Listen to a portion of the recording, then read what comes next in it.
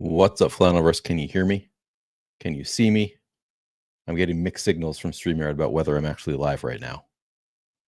Just told me that I'm live, but it still has the go live button there. It doesn't show me any time running off. Let me know in chat if you can hear me, if you can see me. I'm gonna type in a chat also because nobody is responding.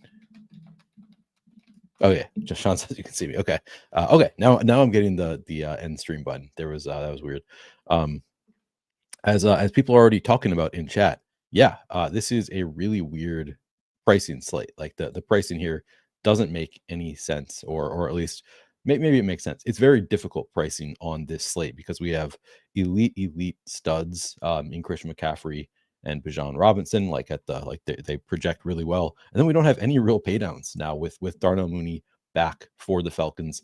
I did mean to look up inactives, so let me do that right now. See if I'm missing anything. But with Darnell Mooney in, I think that was kind of the one thing that we were really waiting on as far as inactives go. So let me just check real quick that I'm not missing anything that's going to open. We already knew Ray McLeod was going to be out, which helps a little bit, theoretically, but we still don't have any like great inactives because we don't have any great values because the values that we previously had were the Falcons receivers that were playable in large part because we had Darnell Mooney out and now Mooney's back, and Jordan Watkins out for the 49ers. I think that was maybe a surprise. I think he was expected to play, but he was kind of fourth or fifth string anyway. So yeah, this is a tough one. This is going to be a tough slate. We're going to do our best to break it down. I've already run a sim. Let me see if that held. I attempted to run a sim. Looks like it did not. Looks like I deleted it. So let me run a sim again. So I'm gonna start here just by putting in the settings for the contest that I play. Playing 201 lineups tonight. Just had to get that last single enter in there. So I'm going to run it like that. While that's going on, we can talk about the quarterbacks. We have, actually, let me pull up my article here as well. But we've got Mac Jones on the one side. We've got Michael Penix on the other. Give me 1 second here. I'm going to pull up the article that I've written on this slate because I can find the notes there on the quarterbacks. Neither quarterback is a rushing quarterback at all, both averaging single digits in terms of rushing yards per game. Mac Jones and the 49ers, they rank 10th in terms of pass rate over expectations. This is a really tough matchup. Falcons defense has allowed the second fewest schedule adjusted fantasy points per game to quarterbacks. So, and Falcons defense kind of across the board, really tough matchup for Mac Jones. Now, this is obviously a strong 49ers offense. They might be able to, put up points against anybody, but it is a really tough spot. Whereas Michael Penix leads a Falcons offense ranked 28th in terms of PROE. So they're running a lot more. They want to be a run first team.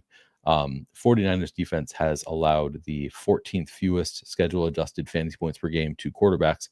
However, it is worth noting that Fred Warner's out, Nick Bosa's out now, so I don't really know that we can read anything into the schedule adjusted fantasy points for the 49ers because I think that they're just a much worse defense than they have been so far this year. So I think it's actually kind of a sneaky good matchup for the Falcons against this kind of decimated 49ers defense. So that's an angle that I think I'm going to be playing, is leaning more in on the Falcon side overall. But ultimately, I guess I'll go to look at the RG numbers for ownership here. RG has in the flex Mac Jones at 63%, Michael Penix at 56%. In the captain spot, Mac Jones at 5%, Michael Penix at, wow, really low for Michael Penix, 2%.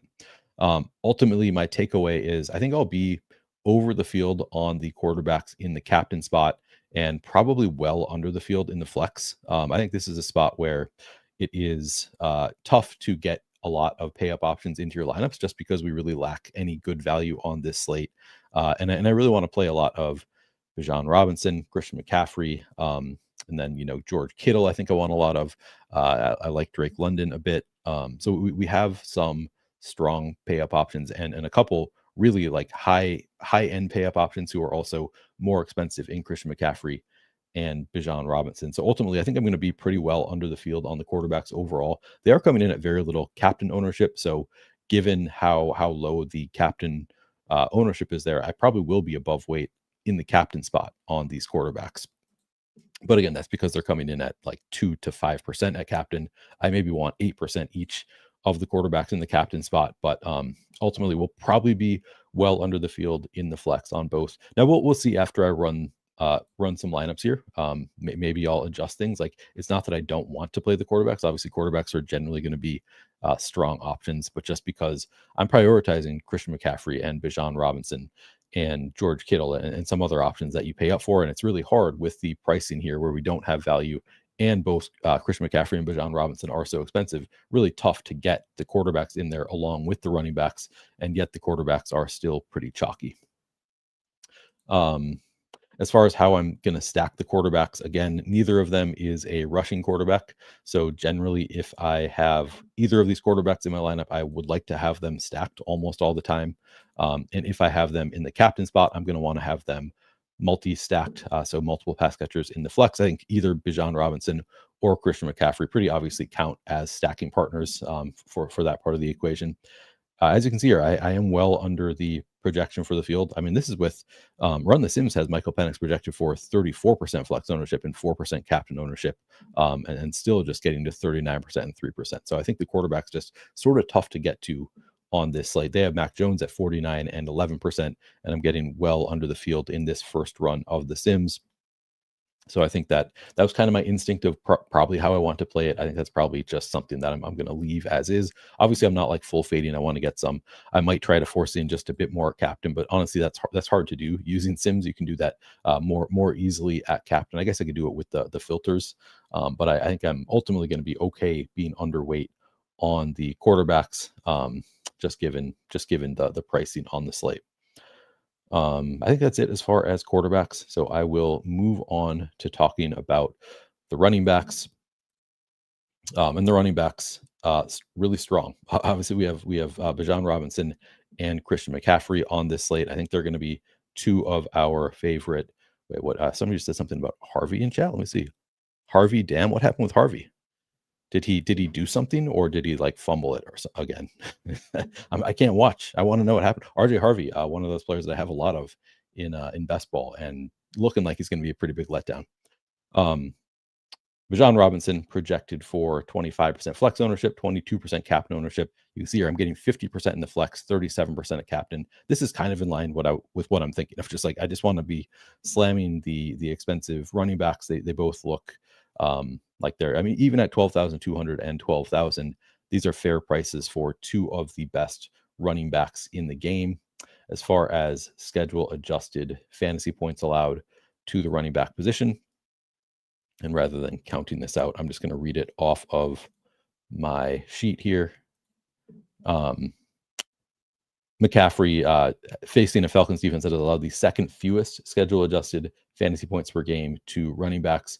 Bijan Robinson facing 49ers, they have allowed the 12th most schedule adjusted fantasy points per game to running backs. So already a pretty strong matchup against the 49ers for running backs. And then they lost Fred Warner, who is the top rated in terms of PFF grade, the top rated linebacker in the game, especially good in the at stopping the run. So just like the defense gets so much worse without Fred Warner. So Bijan Robinson should be a field day, I think, for Bijan Robinson against this decimated 49ers defense. Both obviously very involved in the passing game as well. I guess I'll do this team by team. So I'm going to start with the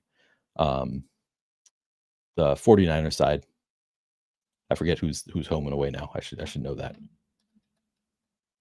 But on the season, Christian McCaffrey, just the best workload in the NFL, 108 carries in 6 games, along with 57 targets. That's just under 10 targets per game. So the matchup doesn't really matter when you're going to be targeted that heavily. Christian McCaffrey is just kind of almost a lock to put up at least 20 fantasy points every game. And then if he scores a touchdown, he can get into the 30s. I mean, just as good as it gets. And obviously can be more efficient, has not had his most efficient season so far, but 57 targets on 77.4% route participation.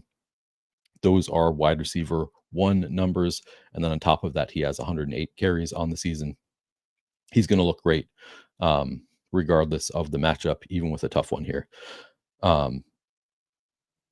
Jose says, Kittle, I want to hear people's opinions on Kittle when we get to tight ends, because I think I've heard other people, I've read elsewhere that people are out on Kittle. So it's possible I missed a quote or something on Kittle. being more limited. It is his first game back, so it's reasonable to think he might be. But man, I think I'm going to be playing some Kittle, but we'll see. Um, Outside of Christian McCaffrey, Brian Robinson through 6 games, just 27 carries, so just a little over 4 carries per game, 6 targets, exactly 1 target per game on 9% route participation. Brian Robinson is 3,000. This is such a like difficult slate for value that if Brian Robinson puts up 5 fantasy points to 3,000 and nobody below him does anything, I guess theoretically you could use it, but I think it's more likely that you're going to want somebody even cheaper than Brian Robinson. So if Sky Moore has 1 catch for 5 yards and a 1.5 fantasy points at 800, that might beat out Brian Robinson if he puts up 5 or 6 or 7. Similarly, like if you get a Kadero Hodge at 200 and he does scores 0, that might be more valuable than a 7-point performance for a $3,000 Brian Robinson, just because of the scoring dynamics on the slate. However, you never know. Like this could be, there are scenarios where Brian Robinson scores more. If he does score a touchdown, like, yeah, odds are if he scores a touchdown, you would want him. And then he has contingent upside if anything were to happen to Christian McCaffrey. So he looks, fine as a pay down option, but certainly not a priority, especially at 10% flex projected ownership.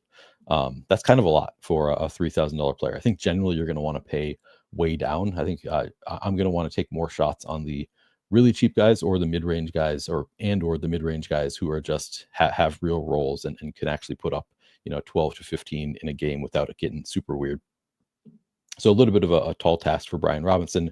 Kyle Juszczyk, similarly, I mean, just not a great workload for Kyle Juszczyk. 1 carry on the season, does have 12 targets through 6 games, so 2 targets per game. I feel like he scored a touchdown in one of his recent games. So, that's worth something. If you score a touchdown at 2,000, could do it again. I think Kyle Juszczyk, probably a better bet than Brian Robinson, just because his involvement is in the passing game rather than the running game, which is more valuable, and maybe more likely to actually score a touchdown. And he's $1,000 cheaper. So Juszczyk is fine, and you can see here I got to 21% at 2% projected ownership. That's the other thing. The other factor is 2% versus 10%. Pretty big difference in ownership for Juszczyk versus Brian Robinson. So he would be my slight preference between the pay down options on the Niners. If you assume those ownership numbers are correct, just kind of want to double check if that is consistent with elsewhere. Yeah, 9% going to Brian Robinson here, and Juice getting 3%, so a little bit closer at RG. On the Falcons side, so again, I think the Falcons is a spot, like in general, I think I want to play more of the Falcons here, because I think it's just could be a really good matchup for the 49ers. Now, they are, again, decimated by injury. I think those schedule adjusted numbers are going to continue to get worse and worse. Obviously, they've got good coaching. Who knows? Maybe they're going to be able to salvage it and still be a decent squad. But missing Nick Bosa and Fred Warner, like that's pretty big downgrades to your defense when you're losing players of that caliber. So I think it's going to get a lot easier for the Falcons here. Bijan Robinson, Falcons have only played 5 games. They had their bye already, but 83 carries for Bijan Robinson, 31 targets so far this year. So just over 6 targets per game. Not quite on the level of Christian McCaffrey, but relative to most running backs, really strong workload, 74% route participation for Bijan. And again, I think the matchup just really strong here. So probably Bijan and McCaffrey are my 2 favorite plays on the slate. That's not a hot take. Obviously, I'm not saying anything that you couldn't just think without consuming any content. Like they just look the best. These are 2 of the best projected players consistently here. But I think I'm going to lean in on just playing the best plays with Bijan Robinson and Christian McCaffrey. And then you have Tyler Algier is 5,200 projected for 21% flex ownership, 1% cap ownership. Surprised I'm not getting more, because we have such little value that Tyler Algier actually pops as a really strong value. Doesn't even project that well. Just we have so little value that the top point per dollar options aren't even that great. Tyler Algier, 53 carries through 5 games. So he does get double-digit carries on average per game, just 4 targets. So under 1 target per game for Algier.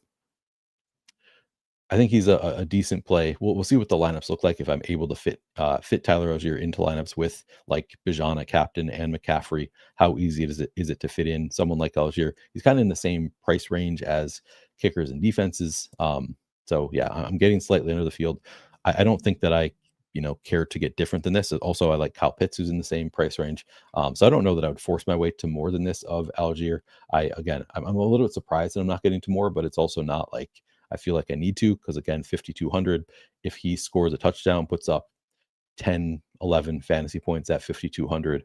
I think on this slate, there's a pretty good chance he's going to get outscored or just not be necessary because you need somebody even cheaper than him who's putting up fewer fantasy points. So I'll probably just kind of take what I get of Algier. I certainly don't want to like cut him out. Like if I end up getting 0 after making some changes, I would avoid doing that. I want to have some Algier, but yeah, he's kind of a tough price point here. I think you can play them together. I think I saw that question in chat. Usually, I think, yeah, you can. Usually, I think you can play running backs from the same team together. I think this is actually one of the stronger running back duos. Now, the price is a little bit difficult because Bijan is so expensive and Algier is expensive, but I think you can still play them together in the same lineup. We just don't have a ton of great value. Algier is one of the best values. Bijan, one of the best projections. So yeah, you can absolutely play them together. Even with Bijan at captain, you can play Tyler Algier in that lineup. Actually, I can look up. Let me look at the weekly fantasy points scored report just to, fact check myself or just kind of like show what has happened so far with the two of them, if they've actually hit in a meaningful way together. I'll include quarterbacks as well, just so we can see it.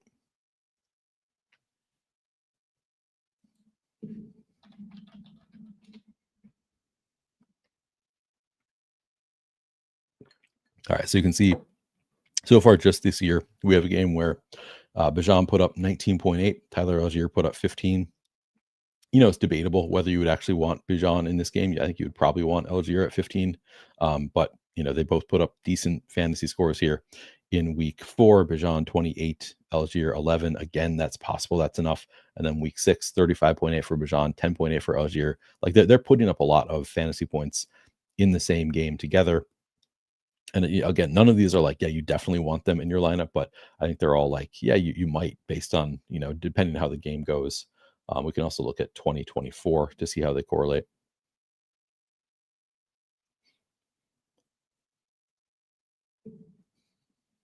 In 2024, I mean, Tyler Algier did not do, I mean, he was not used nearly as much last year as he has been so far this year, but he did have week 6, we had 25.5 for Bijan, 19.8 for Algier.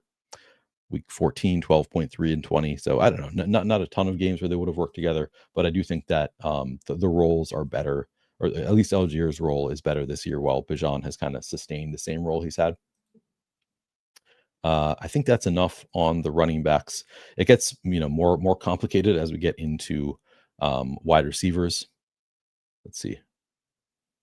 Wait, Con B says, I can't even focus on this stream, sitting in second in the millie, praying these games end. Man, good luck. That's very exciting. I don't know if that's 150,000 right now. I don't know what the current second place is for a millie, but that's really exciting.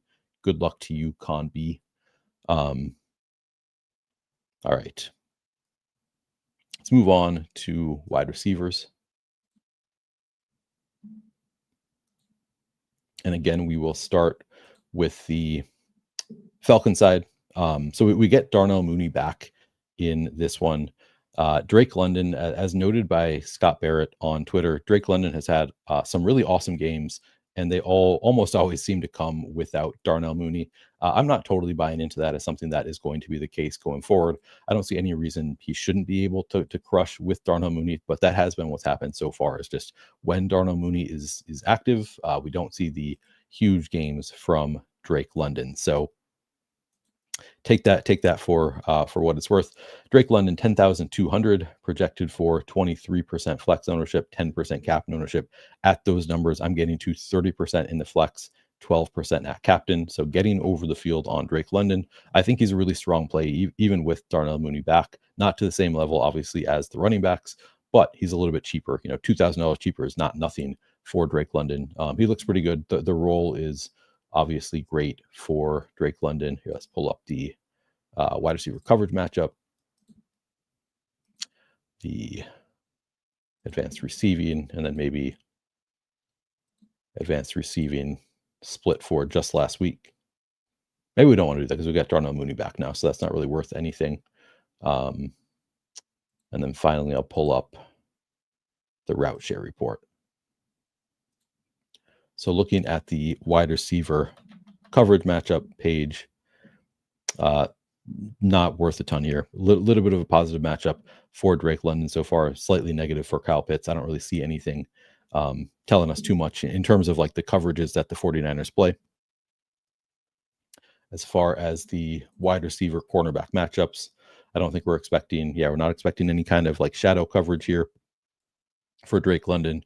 These show up as, slight negatives in terms of individual matchups, or as like just looking at the defenders, but then the advantage goes in a big way to Drake London over Diamador Lenoir. I forget how you pronounce it. I've heard them say this name so many times on the broadcast. Diamador, I don't know. So Drake London looks good. Fine matchup with the 49ers. Again, they're pretty injured, maybe have some more time to throw. Penix is the biggest, obstacle to Drake London. Just inconsistency from Penix holds him back somewhat, but I'm getting to slightly more than the field. Has had a really strong role, in particular in games without Darnell Mooney. But on the season, 52 targets on 85.5% route participation, so over 10 targets per game. I guess I can pull up. Maybe I do want to split this out so we can see it with and without Darnell Mooney. So I'm just going to pull up by the week.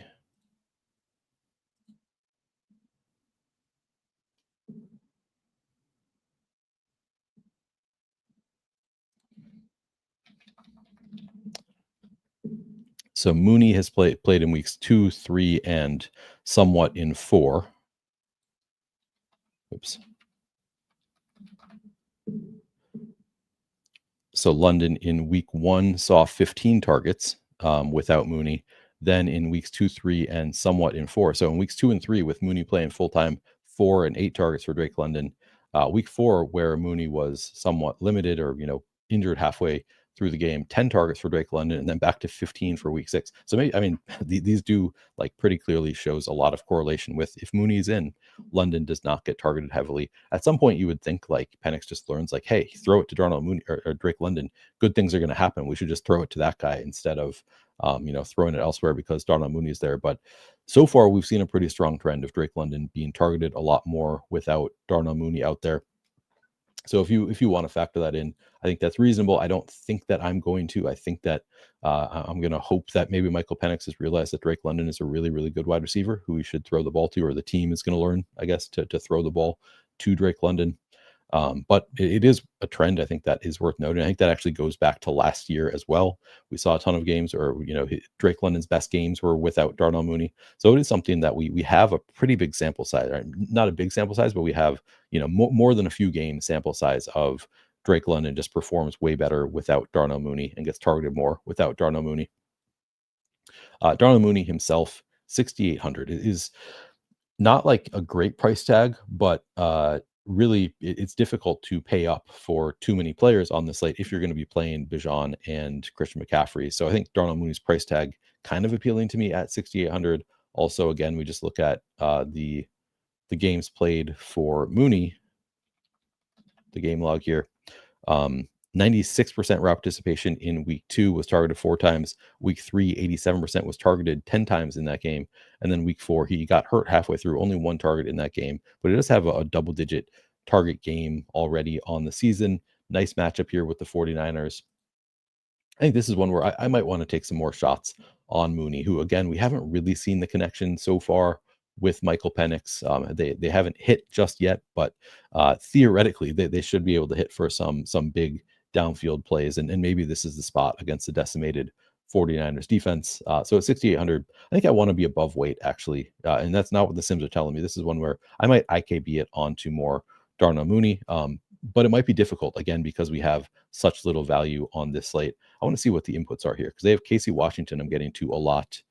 Again, we don't have Ray McLeod out there, and I guess we're not going to see here the route participation, but yeah, they have Darnell Mooney at a 16% target share.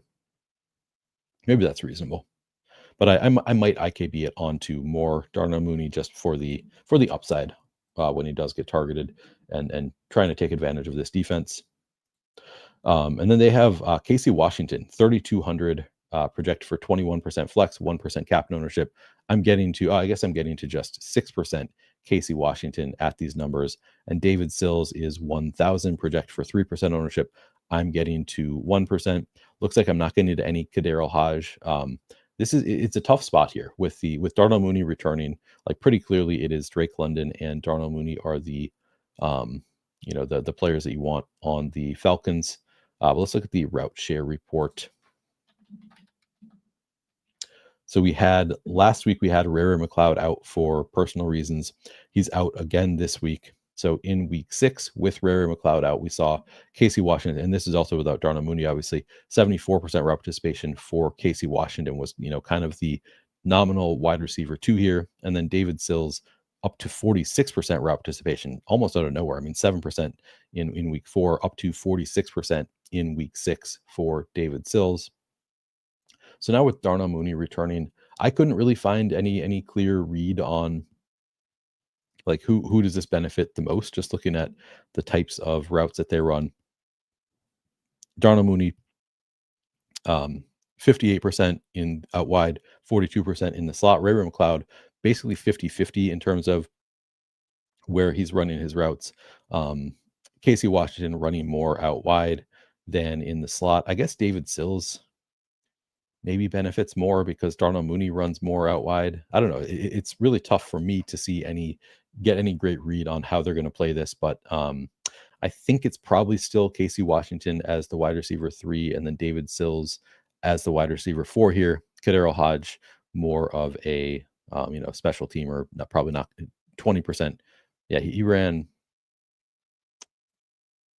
What's his route participation on the season? 6.6% on the season. I think Kadarius Hodge a fine $200 option. But I don't know. I don't think I don't have a great read on who's going to be playing beyond Drake London and Darnell Mooney. My best guess would be Casey Washington, who again ran 74% last week.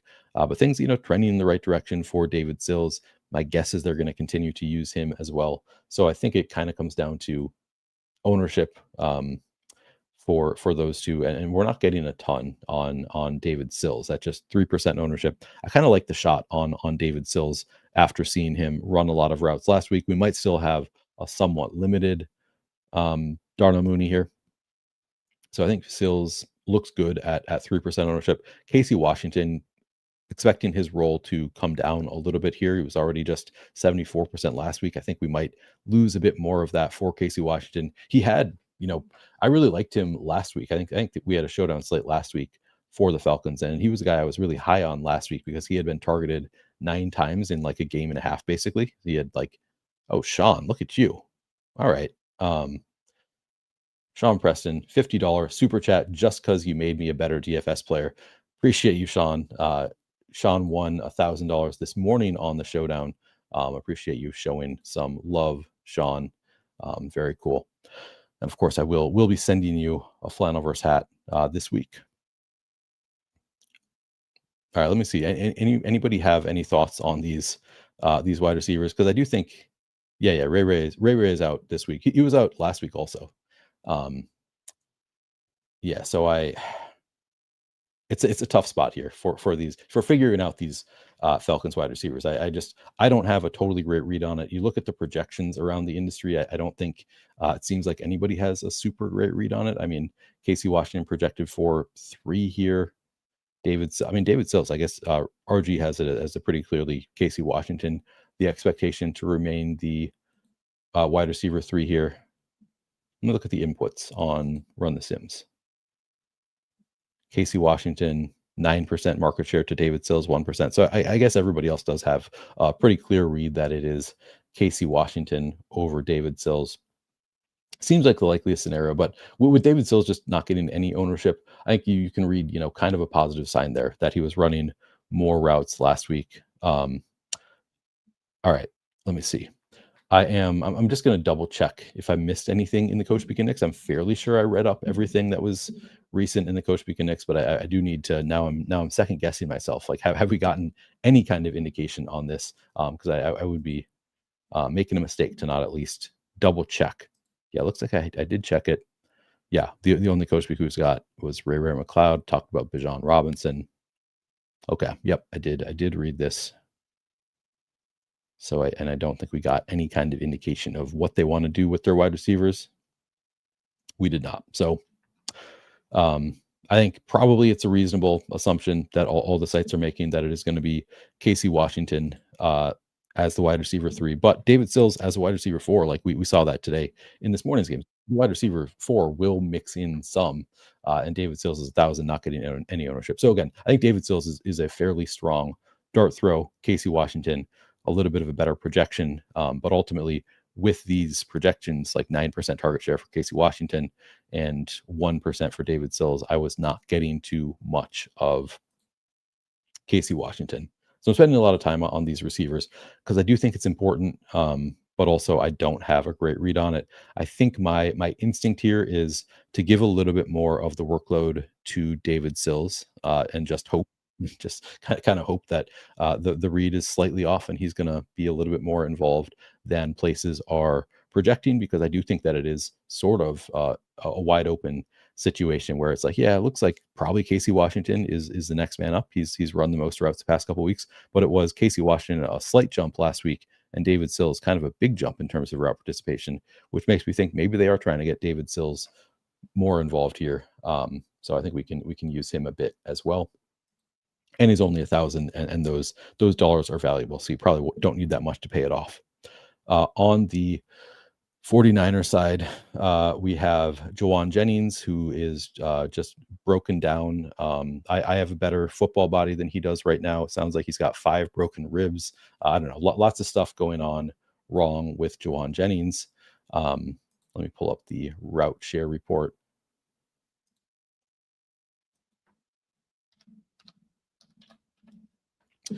They cut Marquez Valdez Scantling.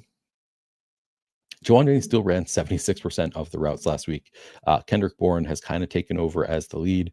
Obviously, George Kittle returning is going to affect everybody on the offense.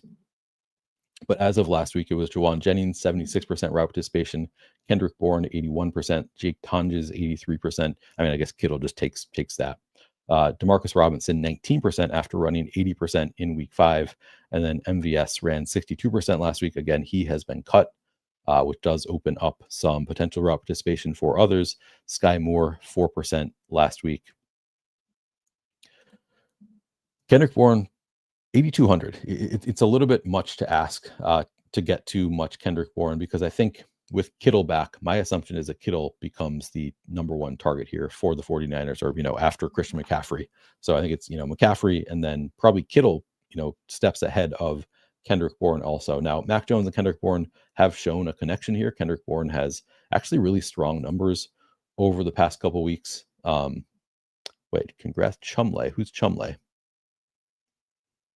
I'm gonna catch all these people winning stuff. That's exciting.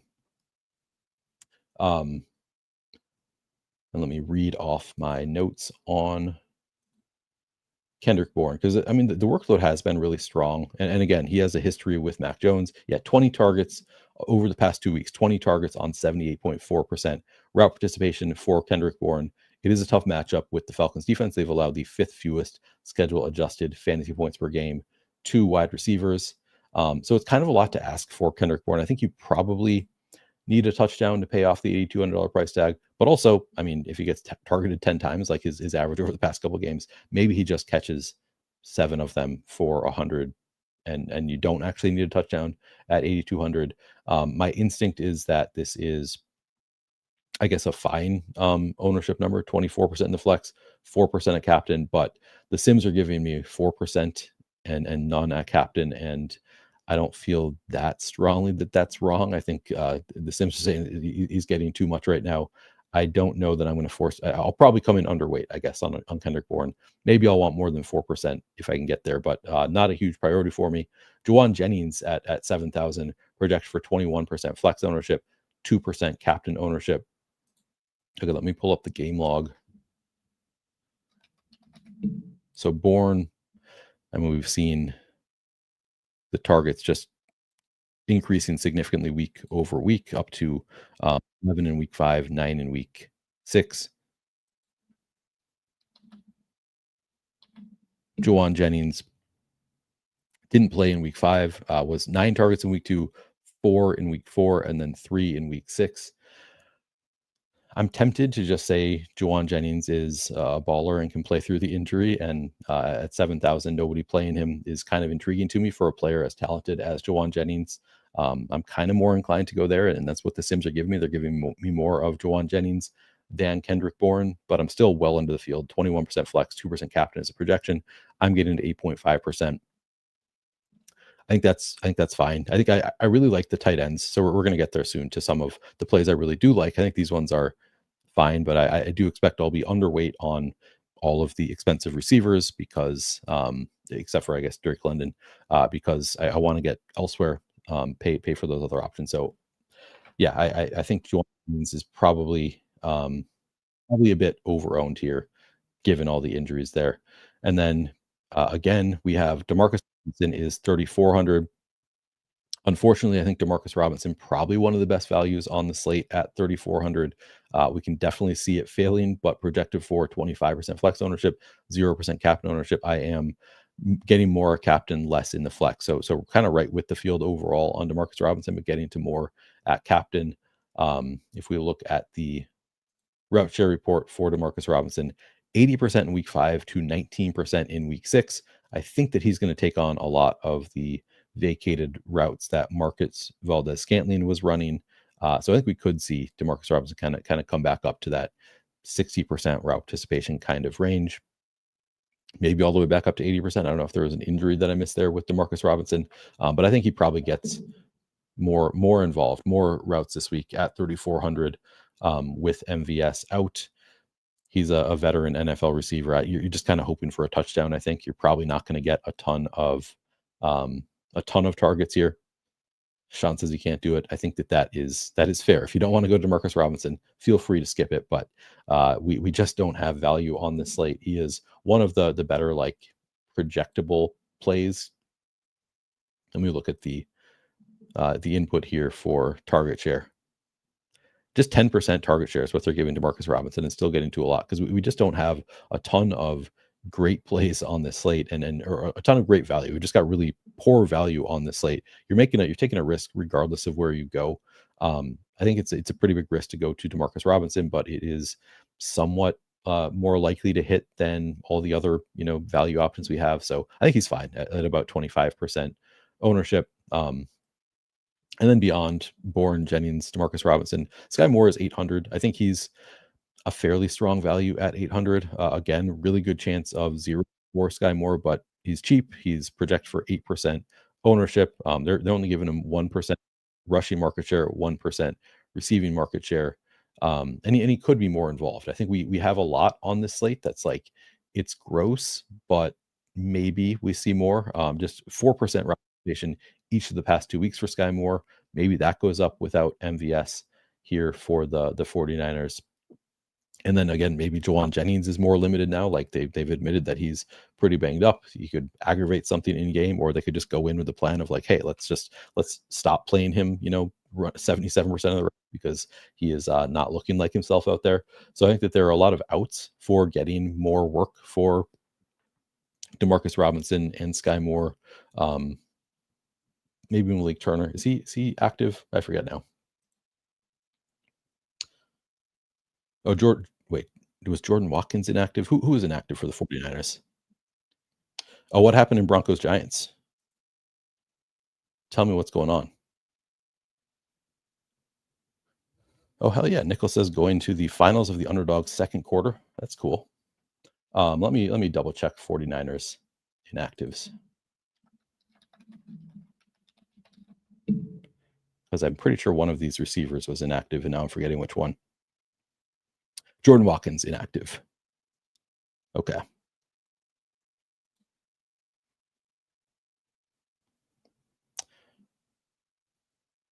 Oh, Giants won it. Damn. Man, those guys they're fighters.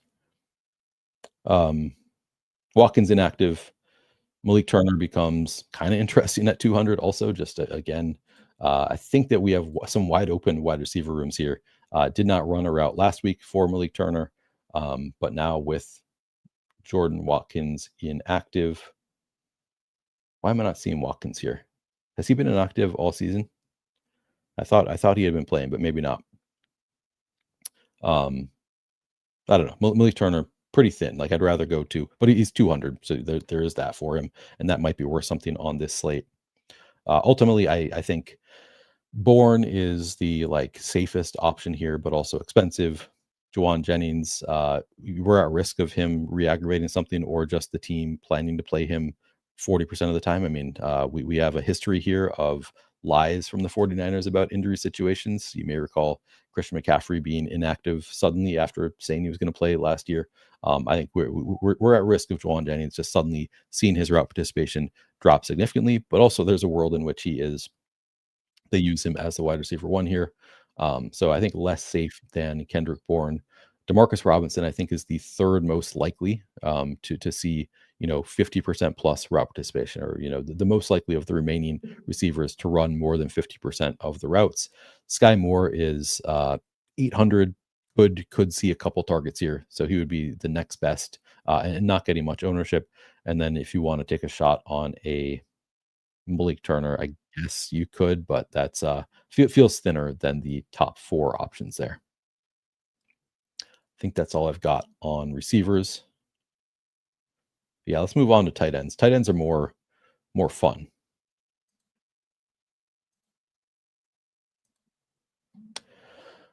Man, not getting much George Kittle.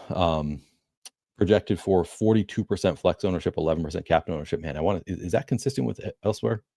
RG has him at 26% flex. I think I'm going to lower that ownership because I want to get to some Kittle, and that seems like a lot just considering sentiment around the industry. They have him at 12% captain ownership as well. So yeah, RG has a much lower ownership on Kittle, and I think I'm going to lower my ownership there because I would be surprised if he's over 50%. I think, but Kittle, we don't have a great information on Kittle, on what we're expecting from him this week. I think he hasn't played since week one. We saw him come in week one, and it was like, hell yeah. Oh, Denver won. Now I'm okay. I misunderstood.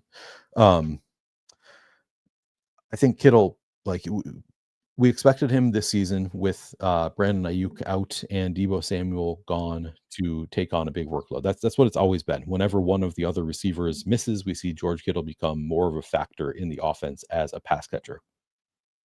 And we saw that in week one when he was active before he got hurt in week one, he was targeted 3 times early in the game. I think we're going to continue to see that with George Kittle. I think he's still the best pass catching option on the team. I mean, he's one of the best players in football, I think. So I think that George Kittle probably comes in and right away is just a full go, and going to be used pretty significantly here. Sean says, I think Kittle blocks that. I mean, it's a really tough defense. Maybe they need the blocker for George Kittle, but my expectation is that he's going to come in and be used right away. Again, this is a spot where we have so many moving parts in this game. It's a tough one to read, but my expectation is that they're going to use Kittle right away. I could very well be wrong about that. But he's 7,400, so kind of a nice price tag for a potential not wide top pass catcher here. I think if I give him lower ownership, I'm guessing that I will get to some more Kittle. He looks pretty good to me. But this is kind of a lot of ownership going there. As far as the matchup with the Falcons, it is they've allowed the fewest schedule adjusted fantasy points per game to tight end. So tough matchup as far as the schedule adjusted fantasy points allowed. And then you've got Kittle on the season, 28 targets on 87.2% route participation in 5 games. Clearly, they like Kyle Pitts on the Falcons. Michael Penix is they're like best friends apparently. Michael Penix and Kyle Pitts, and he looks better this year. So everything looks pretty good for Kyle Pitts. Projecting here though for 35% flex ownership, 3% captain ownership. I'm only getting to 9 and 1%. That's something I want to change. Kyle Pitts, I think, is a really strong captain option here. Again, I think he's going to be targeted pretty heavily here. The 49ers defense is decimated, and we don't have a ton of value. So I think I'm going to like the lineups that I play better if I play some Kyle Pitts at captain lineups. Obviously, I don't love that that's not what the Sims are telling me with a They have a 17% market share, target share for Kyle Pitts. But this is just kind of a lot of ownership going there. I want to see if that's consistent with elsewhere.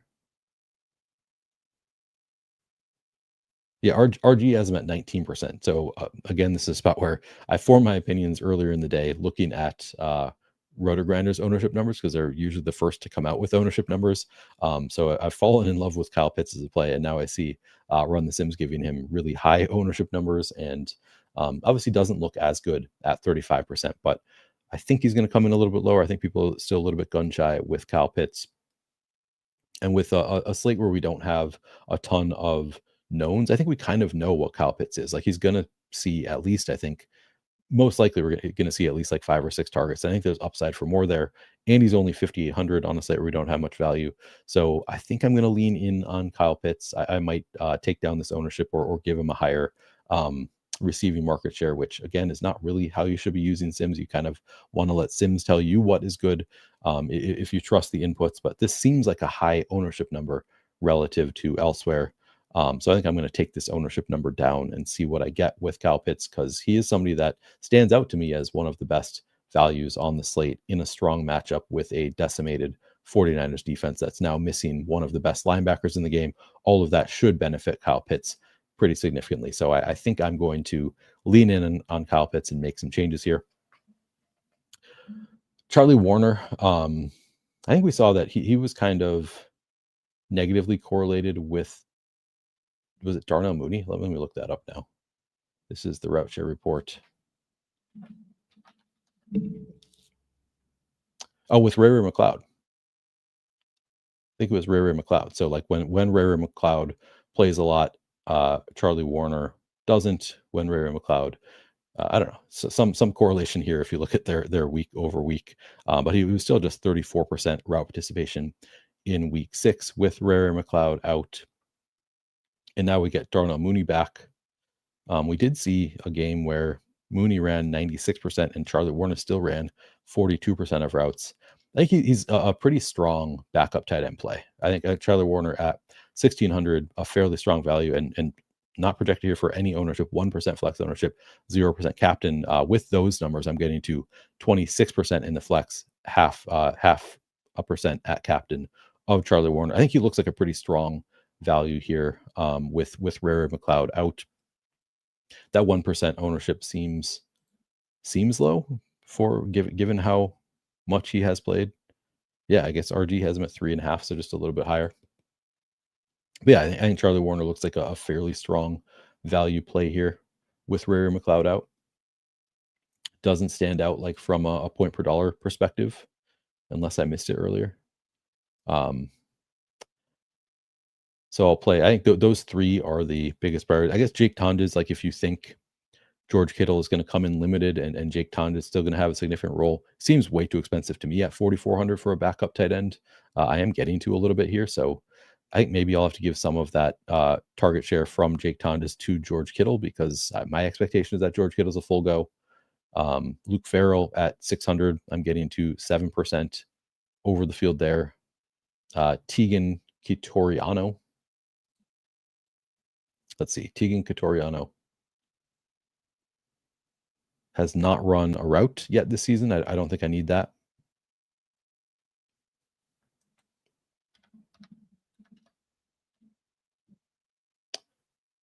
Luke Farrell ran 19% last.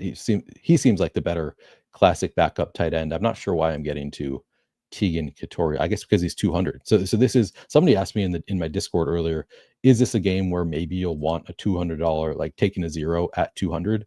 And yeah, I guess like I think this is one where the value really does help you quite a bit taking that 200. Oh hell yeah, Gary played the $200 Ferguson, that touchdown. Yeah, helped me out quite a bit. I didn't quite get there on the London game. I almost doubled my money, so I was pretty happy with how things went in that game with Travis Hunter, and a lot of things went pretty well there. I could have used more from Jordan Winnington, but glad to see some of you made some nice money this morning. Sean says 1% Tonjes is too low. So Sean is making the assumption that Tonjes is gonna take on a bigger role. No, I'm getting to 7.5 and 1% at captain, and he's projected for 7.5%. So I'm right with the field right now with Tonjes. But Luke Farrell at 600, like it's easier for him to hit. The value does help. And then Tegan Couturiano, I guess I'm probably getting to 8% just because this is a slate where getting literally anything from a $200 player could be worth a lot on a slate like this. If you get 0.1 from a $200 player, this could be a slate where that's enough to set you apart from everybody else jamming the expensive players and getting that $200 player. So I think that's why I'm getting to some Tegan Couturiano here. My assumption is that defenses and kickers are also going to look good. Yeah, I'm getting to Falcons projected for 26% flex, 1% at captain. I'm getting 22% flex, 2% at captain. So actually under the field overall on the Falcons, but still getting a fair amount. The values on the defenses look pretty good here. 49ers project for 15% and 0 at captain. I'm getting to 20 and 2 at captain. And then the kickers, getting to a boatload of the kickers. Eddie Pinheiro getting to 42% in the flex, 1% at captain. Parker Romo, 47% at flex, 0.5% at captain. Well over what they're projected for. Parker Romo is projected for 18 and 0. So I am getting to a lot of the kickers and some of the defenses. Again, this is just a slate where we don't have a ton of point per dollar value. So generally kickers and defenses are fairly good, like among the top point per dollar values on the slate, and that is definitely the case this week. So not surprised that I'm getting there a lot. All right. So let's hope that this game goes as well as the London game did. But I got to be honest, that London game, I felt really good about my reads on that one. This one, it's tough. Like this is just one of those slates where I don't think anybody really knows what to expect. So we're kind of trying to fade what everybody else is doing. But even that is kind of tough because it's pretty spread out. This to me is one of the tougher showdown slates that I've tried to break down because we have too many moving pieces with Mooney returning, and I mean Ray McLeod is out again, but then we get George Kittle is returning, and I don't know. It's just that there's so many moving parts here, and I think they're already kind of like moving like week to week. We don't have consistency in how these teams are running things, so it's a difficult one, and one where I think I want to just play the sure things of Bijan Robinson and Christian McCaffrey, and then just kind of like spread out all of the unknowns and hope that they hit in the right way, because we can be pretty confident, I think, in Bijan Robinson and Christian McCaffrey. And then the third one for me is Kyle Pitts is the third that I'm the most confident in. But how confident should I really be in Kyle Pitts? I don't know. I don't know that I should be as confident as I am. So yeah, difficult slate here, but we'll do our best. And I've already run one set of the sims, so let's look at what I might want to change here.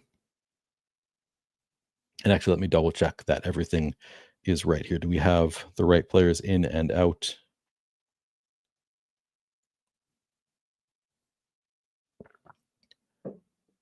Yep, Jordan Watkins is 0. Malik Turner in. Okay, I think this all looks correct. So I can just adjust from here. So I am going to make some adjustments. I'll take any questions you guys have. If you, I don't know, if you have thoughts on George Kittle, I will take them. If I missed a quote or something, but from what I've heard, like he says, he's a full go for tonight. So that is the assumption that I'm making. Curious to hear if that is true for you. You've got some Franks. Wait, who is Franks? Oh, is that another wide receiver? Felipe Franks. Wait, is he in?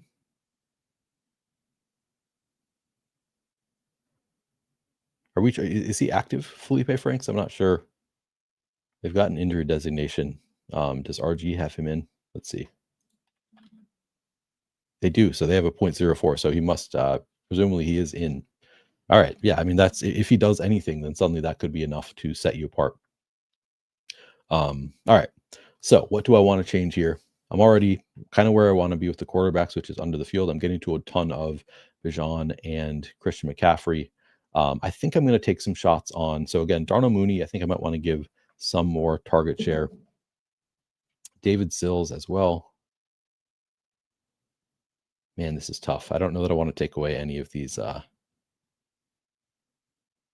guess I'm getting to enough of Bijan that I could move some of his target share to Darnell Mooney to get more. Again, that's not the ideal way to use Sims, to just like to try to force it to give you what you want.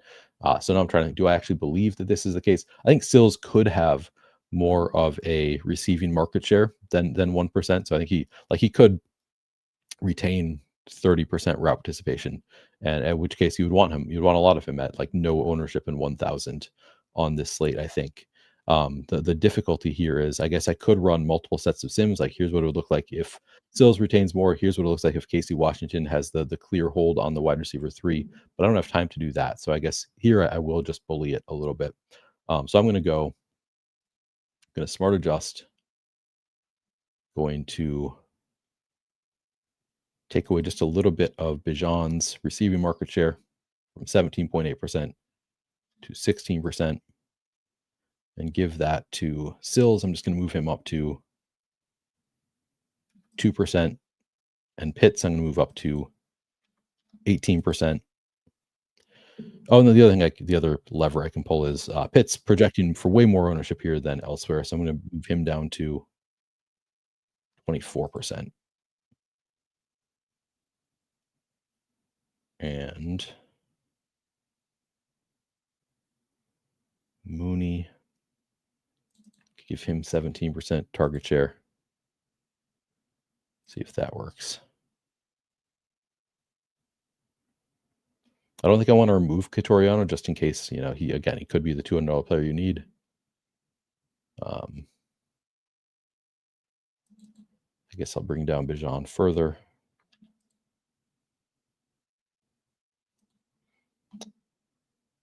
We'll see if I'm still getting enough Bijan with those changes. And then on the 49ers side, I'm already getting to a ton of Christian McCaffrey.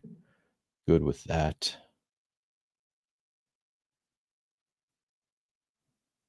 Sky Moore, I might want more. I might want to make the assumption that George Kittle has more. Yeah, so my assumption is that George Kittle is going to retain more of this work, and I think I'm okay fading the Tonjes. So this is a little bit easier. I'm just going to take some work away from Tonjes and give it to Kittle. So I'm going to move Tonjes down to a first. Wait, I need to smart adjust Tonjes down to a 5% market share and Kittle up to 21%.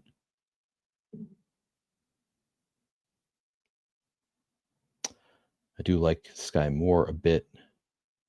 Maybe I'll take that away from Tonjes also. Bring him up to 2%.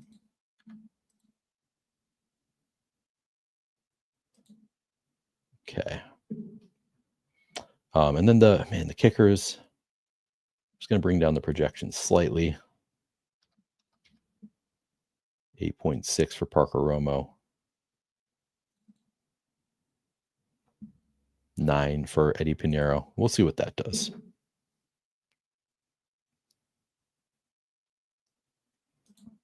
Could also just do that with the filters, I suppose. Get to less of them.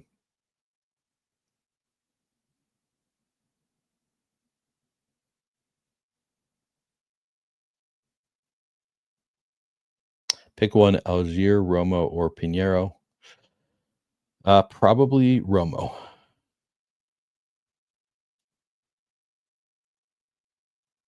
Yeah, Mike says there are games where Kittle mostly blocks. Maybe this matchup and renewed confidence in Tonjes makes it go that way. Yeah, that could be the case. Sky Moore missed most of the stream. Any thoughts on him? Yeah, I think Sky Moore is like, he's projected for 1% target share, but he's only 800, not getting much ownership. He's cheap enough that he could be the $800 player that you need. I think Moore is somebody at 8% ownership. I don't think I'm taking a huge stand there. Maybe slightly above weight is where I'd like to be, but Chargers skinny stack won the Millie with Keenan Allen, I assume. Did Jaden Daniels ever come back in? I'm assuming not. I had an eliminator where I had Jaden Daniels in I was going against Justin Herbert, and it was looking like I was taking a big lead and was feeling really good.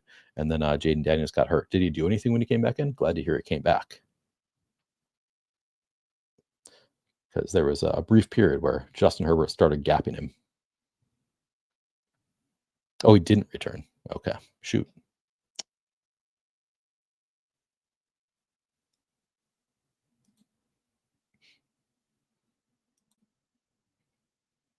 Herbert, Allen, and Godson. Yeah, Godson or Gadsden, Oronde Gadsden. He was good.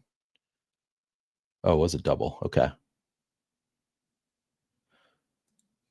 I did a Herbert double with Gadsden in the dog bowl, but I did it with QJ. Yeah, Gadsden crushed. He had like last I looked, he had over 100 yards.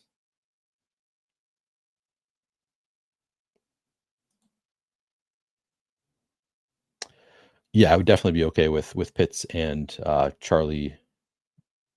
It's Warner, right? Warner, am I right? But yeah, you can play them in the same lineup for sure. I actually picked up Gadsden in my unlimited keeper league this morning, or maybe yesterday. I don't know. 7 for 164 for Gadsden. That's kind of nuts. I also drafted Colston Loveland on that unlimited keeper league. Maybe Gadsden can end up being the better rookie tight end.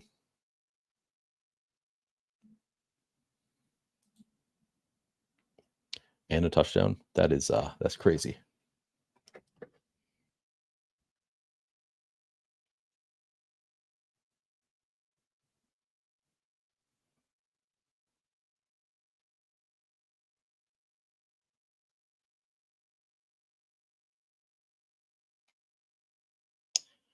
Looks like Knicks must have done really well. He when I was last I was watching, Knicks was like kind of a nothing burger.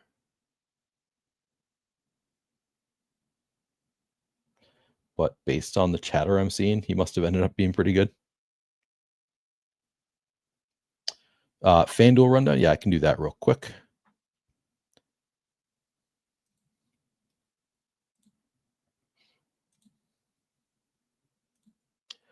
I think it's a lot of the same, but the pricing is a little different if I'm remembering correctly.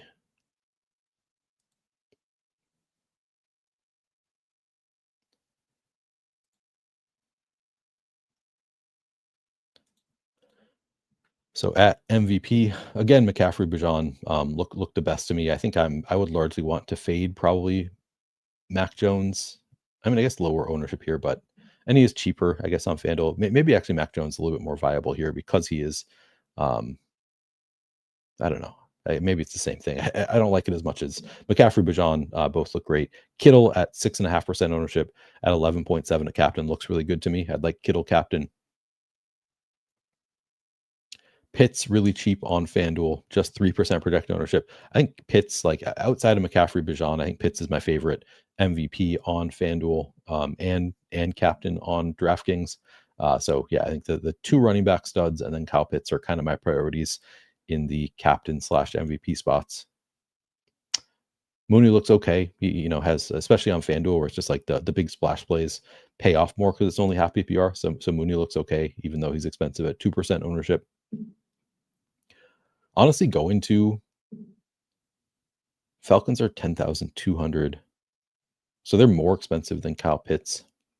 I feel like that's probably fine. Going to like Falcons MVP and then being able to fit in the expensive guys looks okay. But yeah, for the most part, my favorites would be Pitts and McCaffrey and Bijan. And then Kittle also, I think, would be kind of a fourth there. And then at flex,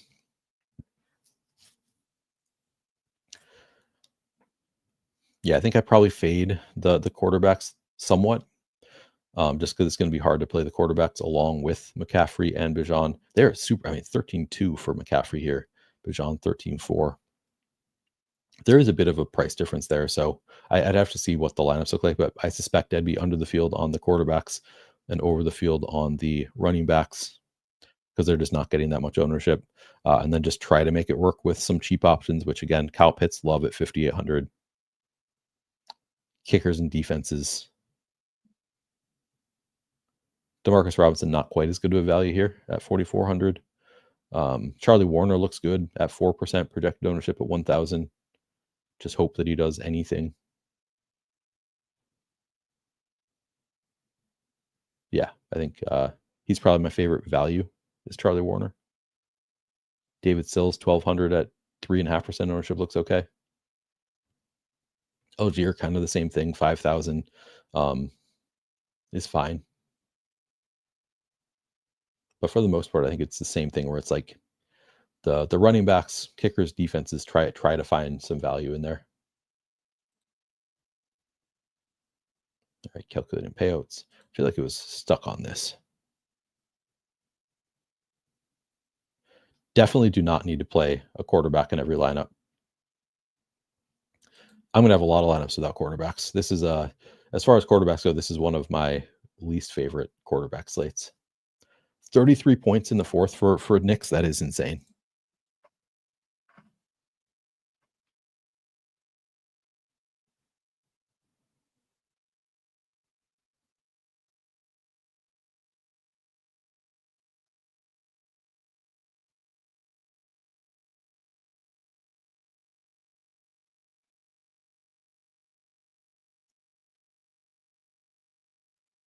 Yeah, all the bit of money I made on the London slate, I lost it on the main slate today. It was tough because I was so in on Judkins all week, and then the ownership was so high that I ended up being like slightly under where he was being projected at 30% ownership, and then he actually came in at 50% ownership. So not ideal.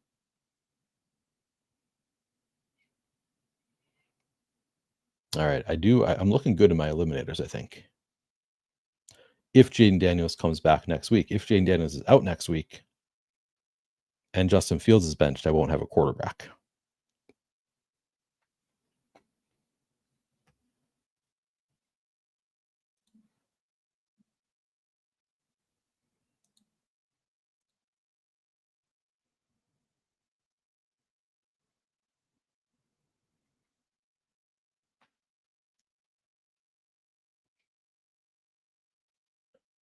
All right, we're almost done.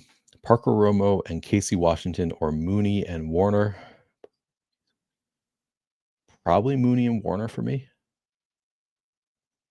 Romo, I assume Romo is probably the best point per dollar there, but yeah, I think probably Mooney and Warner.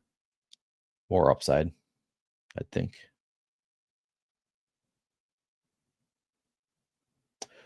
Warner, Kittle, or Moore and Bourne. Warner, Kittle. What play are you locking out of these three? The answer is none, but I think Sky Moore is the most likely to do something. If Kadero Hodge, I think it'd be Kadero Hodge over Malik Turner for me, I think, just slightly.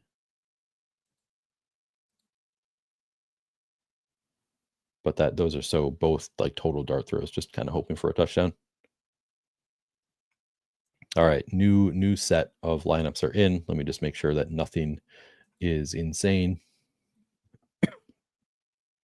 Yeah, so still getting to a lot of McCaffrey and Bijan. That's a ton of use check, which I don't love it, but you need the value, I think. Algier 7%, just 3% Brian Robinson. That all looks fine. Quarterbacks, yeah, taking kind of a fade stance here, but not actually. I'm over the field on Penix, and only a little bit under the field on Mac Jones. That seems fine. Wide receivers, still getting a lot of London, less Robinson than I was getting before. I think a little bit more Darnell Mooney. I'm pretty spread out here. 3.5% Bourne, so well under the field on Bourne. 3.5% Jennings, also well under the field there. 5.5% Washington, moved up to 8% more. 5% Sills, 3.5% Turner. We see the tight ends. Okay, I'm getting to a ton of Charlie Warner after giving him 1% extra receiving market share, which I guess you can expect at 1,600 on a slate where you're starved for value. But getting to a lot of George Kittle now. Not as much Kyle Pitts as I'd maybe like. A lot of Charlie Warner, a little bit of Luke Farrell, a little bit of Tegan Couturiano. No Jake Tondas now. Defense is still getting to around 20% of each, a little bit under. Kicker is still getting to a ton of Parker Romo.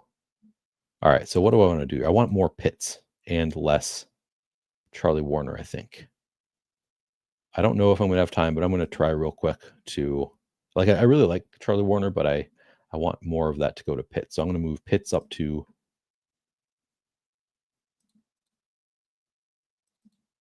19%. Charlie Warner down to 5%.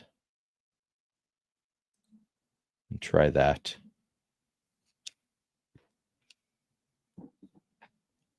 All right.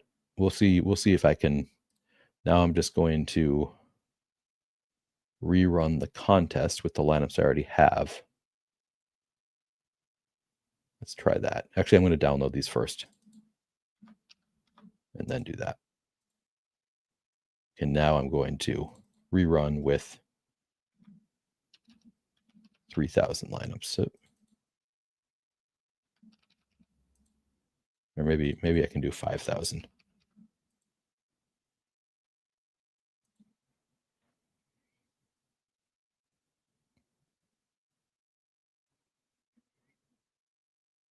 All right.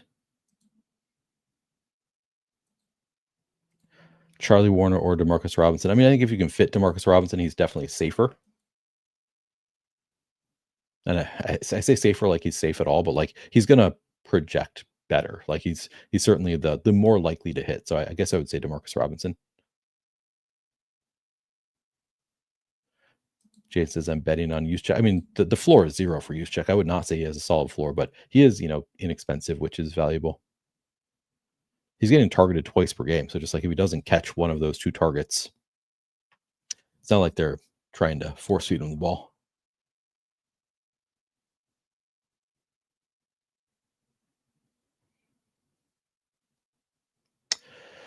Yeah, I mean, maybe I should have more love for Tonjes than I do. Like I'm assuming that he's just kind of, fading into oblivion, but maybe you're right. He has played really well. I just think Kittle is like so valuable that maybe they do run just more 2 tight end sets. Maybe you can even play the 2 of them together, which is something that I'm not playing any Tonjes right now. So, no, I guess in terms of my lineups, he's not something that I'm prioritizing. But I think you're right that is another way that this could play out. Is just rather than all of the wide receivers I talked about, maybe they just run more 2 tight end sets with Kittle and Tonjes. Definitely is within the range of what could happen here. On DK Bijan captain, Mooney, Warner, or Kittle captain, Pinheiro, Pitts. I think I'd probably go with Bijan captain, Nashville.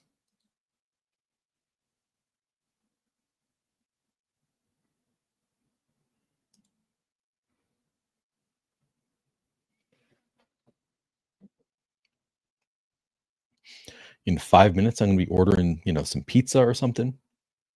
The wife is out of town, so need to live like a bachelor in how I eat, at least. Pizza on Sunday Night Football sounds good. If any Minnesota guys have good St. Paul order takeout recommendations for me, St. Paul or Minneapolis that deliver here, I'm all ears. All right, looks like we ran it. Let's see what the exposures are now. So now filtered exposures at tight end. Pitts now at 26% and 4. So a little bit more Pitts. Now way down on Warner after making those changes. I only took down 0.5% projected target share for Warner, and I'm down to 12%, but still well over the field. So this is much better than it was. Now I guess I'm getting to 1% Tonjes. This looks closer to what I would like here. So I'm going to download these lineups.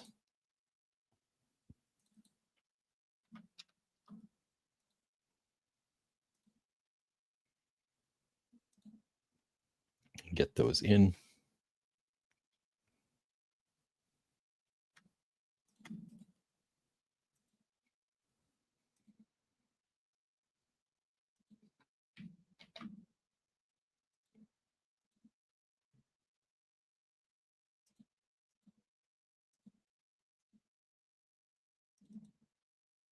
All right, those are in. Just going to search this file real quick.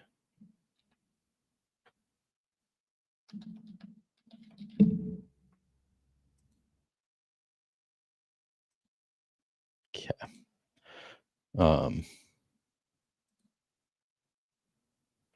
Easy, chili, and good. Chili from McCormick Seasoning. Just get jasmine rice also. I do like jasmine rice. Sean, you're missing the point though. My wife is out of town, so I can just order whatever I want. I can just go to whatever fast food place I want to go to.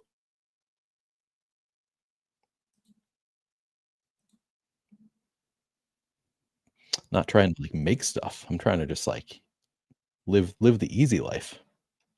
I don't get to live as a bachelor that often. If she was home, she'd be like, "All right, let's make some food." And we'd have to do dishes and stuff. Now I'm just like, pizza luce is good. That's good call, Brandon. I could do meatball subs from like Subway.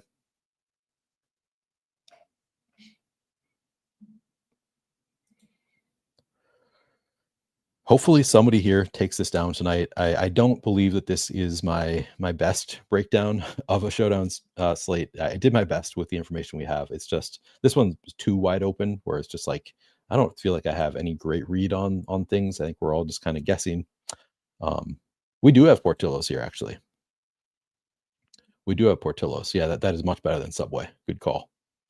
So I could order. I don't know if they deliver it to St. Paul, but Portillo's is not a bad option.